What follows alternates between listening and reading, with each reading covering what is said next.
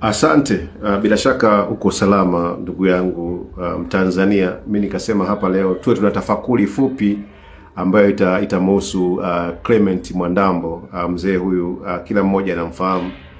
Clement Mwandambo alikamatwa wiki 3 zilizopita, alikamatiwa Mbeya akitumiwa kwa makosa mbalimbali ya mtandao, lakini baadaye alisafirishwa kutoka Dar es Salaam, kutoka Mbeya mpaka Dar es Salaam. Na wakati yuko Mbeya, ndugu wa karibu, marafiki zake na familia hawakuruhusiwa kumuona. Alikamatwa na jeshi la polisi, baadaye alishikiliwa kama mateka kwa sababu hakuwa na uhuru wa kukutana na ndugu zake, wala ndugu zake hawakuruhusiwa kumpelekea chakula kipindi chote ambacho alikuwa anashikiliwa na jeshi la polisi. Sasa fikiria, Clement Mwandambo kesi yake ni uchochezi. Clement Mwandambo kesi yake ni uchochezi. Kutoka Mbeya mpaka Dar es Salaam ni takribani kilomita 800 na zaidi kutoka Mbeya mpaka Dar es Salaam. Clement Mwandambo aliyetumia uhuru wake wa kutoa maoni yake kwenye nchi yake amesafirishwa na gari la private kutoka Mbeya mpaka Dar es Salaam. Amepita mkoa wa Njombe, mkoa wa Iringa, mkoa wa Morogoro, mkoa wa Pwani, akafikishwa mkoa wa Dar es Salaam kutoka Mbeya. Kesi yake ni uchochezi. Hana kesi ya uhaini, hana kesi ya ugaidi, hana kesi ya mauaji. Kesi yake ni uchochezi, kesi inayodhaminika. Amefikishwa Dar es Salaam, ameishi kwenye vituo vya polisi visivyojulikana zaidi ya wiki 3.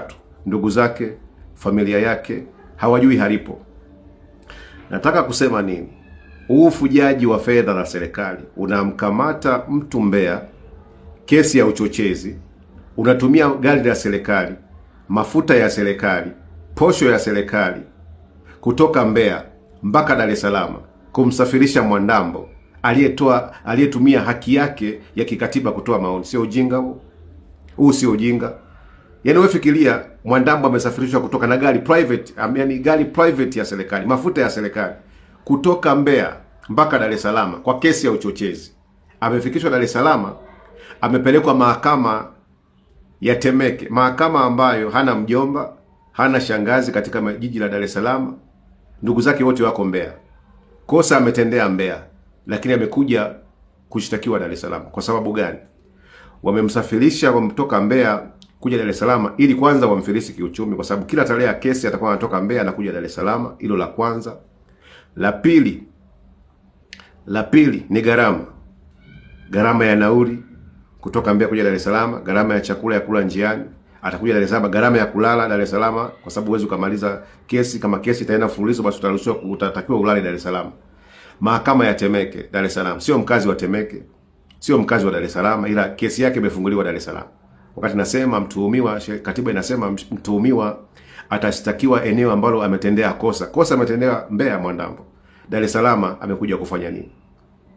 Ndio maana tunapigania katiba mpya. Wewe Mtanzania unanisikiliza, usijione uko salama. Sio kwa Mwandambo peke yake.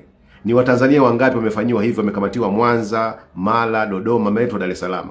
Kwa sababu tu kuna mtu anatumia fedha vibaya ya serikali, anaweza kumchukua mtu yeyote akamsafirisha kwa kesi ya kijinga, ina mbele wala nyuma, kama hii ya Mwandambo. Mwandambo amempatia masharti ya dhamana. Ndani ya mwaka mmoja hatakiwi kutenda kosa lingine. Sio hukumu ya mahakama. Haya ni masharti ya dhamana yake. Ametakiwa na mahakama kutoa password zote na akaunti zake zote kwa jeshi la polisi. Hivi nchi ni ya namna gani? Yaani tunachukulianaje? Kwa mfano, ndio tuache kunyamaza kwa haya, kwa ujinga ambao mnaendelea kufanya? Ndio tutaacha kunyamaza? Kwa kweli hatuwezi kuacha kunyamaza. Tunataka nchi ambayo inafuata misingi ya kidemokrasia, misingi ya haki, kila mtu anapata haki katika taifa. Hatuwezi kunyamaza. Kesi haziwezi kutunyamazisha. Kukamatana, kufichwa haiwezi kutunyamazisha. Mmeteka watu, haijanyamazisha. Mmeua watu, haijanyamazisha. Tunataka kila Mtanzania apate haki katika nchi yake ya Tanzania. Na nyie hivi sisi yenu mnaokuja kucomment kwenye mitandao ya kijamii ya zihaka, matusi kila siku, hampo salama.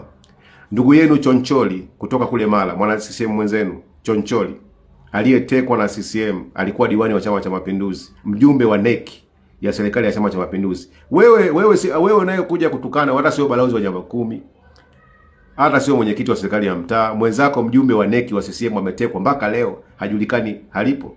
Alikuwepo Kanguye wa Kigoma, alikuwa ni mwenyekiti wa halmashauri ya CCM, mpaka leo ametekwa hajulikani halipo. Sembuse wewe unakuja wewe Sembuse wewe mjumbe wa nyumba 10 unakuja kucomment hapa, sisi uturudishi nyuma, tunasonga mbele kwenye mapambano yetu. Kwa hiyo namaanisha nini? Hakuna aliye yuko salama. Tutaendelea kusema ukweli, hatuwezi kunyamaza mpaka siku tutakapopata haki kwenye nchi yetu ya Tanzania. Asante. Mwenyezi Mungu awabariki sana, na wale wote mashujaa waliotangulia mbele ya haki, waliouawa na serikali ya Rais Samia siku ya tarehe 29, tunawatakia heri na Mwenyezi Mungu azidi kuwapatia rehema ya milele. Thank you. Asanteni sana.